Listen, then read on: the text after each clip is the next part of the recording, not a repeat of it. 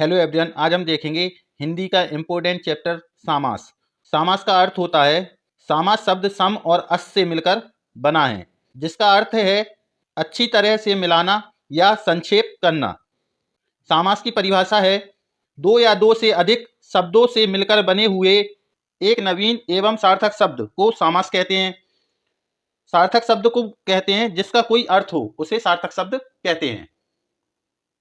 समास के 6 भेद होते हैं।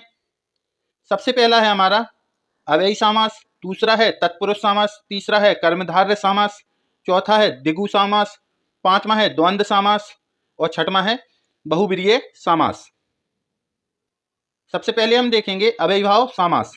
जिस समास का पूर्व पद प्रधान हो और वह अव्यय हो उसे अव्ययी भाव समास कहते हैं।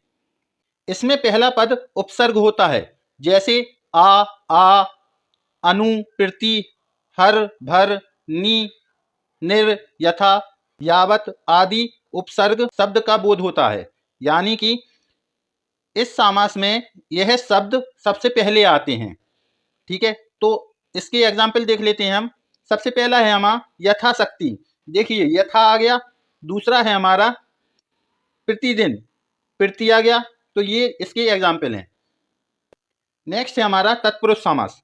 तत्पुरुष समास जिस समास का उत्तर पद प्रधान हो और पूर्व पद गौण हो उसे तत्पुरुष समास कहते हैं। इसके एग्जाम्पल हैं धर्म ग्रंथ, धर्म का ग्रंथ, राजकुमार, राजा का कुमार। नेक्स्ट है कर्मधारय समास। कर्मधारय समास में जब दो पद समान अधिकरण हो और एक दूसरे को विशेषित करें उसे कर्मधारय समास कहते हैं। एग्जाम्पल देखेंगे हम इसके।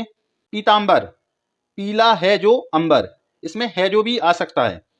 नीलकमल, नीला है जो कमल। नेक्स्ट है हमारा द्वंद्व समास। द्वंद्व समास जब दोनों पद समान रूप से प्रधान हो और का बोध कराएं।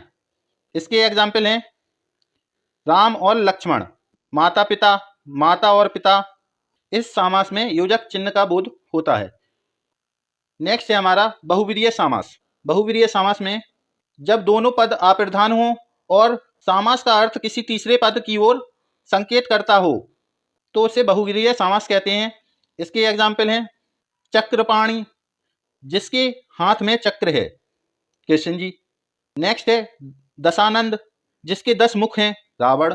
इसमें सारे भगवान आ जाते हैं, जैसे लंबोदर, लंबोदर अपन बोलते हैं गणेश जी को।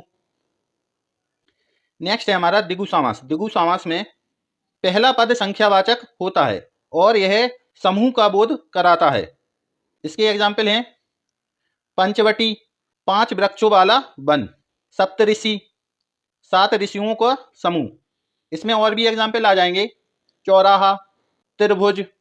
इसका जो पहला पद होता है वह संख्यावाची होता है, संख्या दी रहती है, जैसे 2, 3, 5 ये सब संख्याएं दी रहती हैं। Thank you.